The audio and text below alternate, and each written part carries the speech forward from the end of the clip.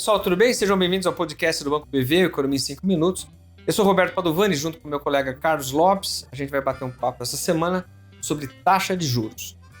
Bom, esse é um tema que não tem muita novidade. O Banco Central vem subindo a taxa de juros há um ano e já sinalizou, inclusive, mais uma alta de 1 ponto percentual na reunião de maio. O que é curioso, no entanto, é que o Banco Central se comprometeu com o nível de 12,75.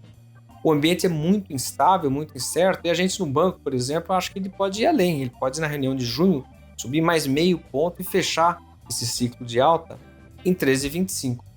Então a questão é saber como é que você conduz a política monetária em um ambiente tão instável como que a gente tem aqui no Brasil e no mundo. A gente sabe que a economia brasileira ela é instável, é uma economia que ainda está construindo instituições, regras, ela ainda está definindo seus instrumentos para ter um ambiente econômico muito mais estável, diferentemente dos países desenvolvidos. A gente tem choques inflacionários, tivemos recessões, uma recessão importante em 2014.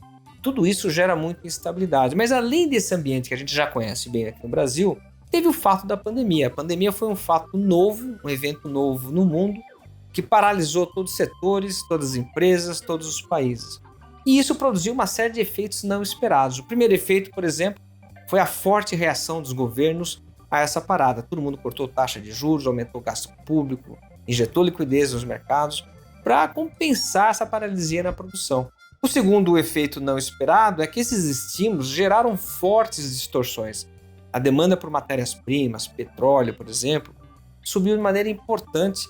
Vários setores ficaram desequilibrados, as cadeias produtivas ficaram desorganizadas e com muita demanda e pouca oferta, a inflação subiu no mundo todo.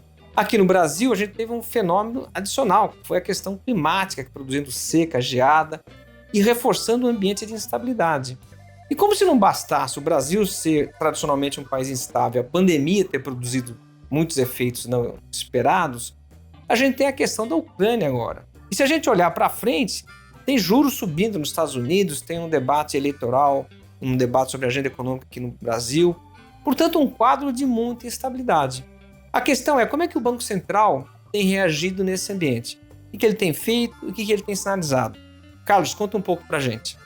O Banco Central claramente tem reagido a essas pressões inflacionárias, mas ele tem enfrentado dois desafios importantíssimos aí nessa condução da política monetária. A primeira parte é a dúvida estrutural. Quer dizer, antes da pandemia, a gente teve, entre os economistas e os bancos centrais, a percepção de que o mundo vivia um longo período de juros estruturalmente baixos.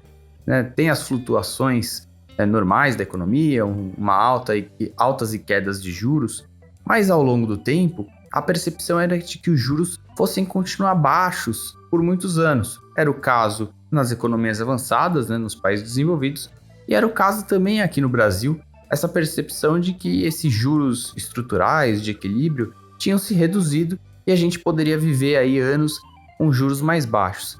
De repente, apareceu esse outro problema, que é o problema conjuntural, Veio o problema da pandemia, associado agora à guerra na Ucrânia, que não só traz os impactos conjunturais, como a alta da inflação agora, mas ela pode alterar aquela história estrutural que a gente vivia antes da pandemia e coloca uma dúvida grande sobre a cabeça dos economistas e dos bancos centrais de se essa história de juros baixos no passado de fato mudou, a gente vai viver um mundo novo ou se não é algo temporário.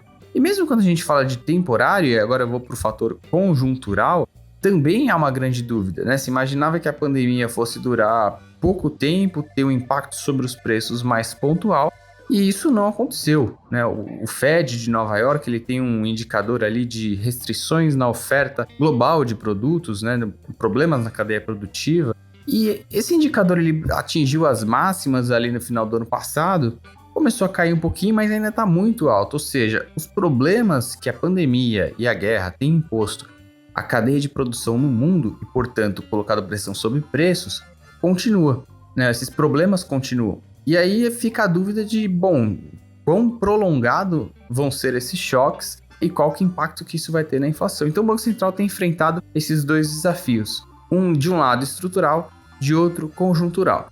Aparentemente o Banco Central já fez um grande ciclo de aperto E agora fica diante das incertezas sobre quando exatamente termina esse ciclo. O fato é que a gente já está com juros altos suficientes para a economia começar a perder força e a inflação ceder ao longo do tempo. Grande questão é se ela vai ceder a tempo da gente fechar com a inflação na meta em 2023. Tá certo? Pessoal, obrigado por mais esse episódio. Um abraço, até a próxima.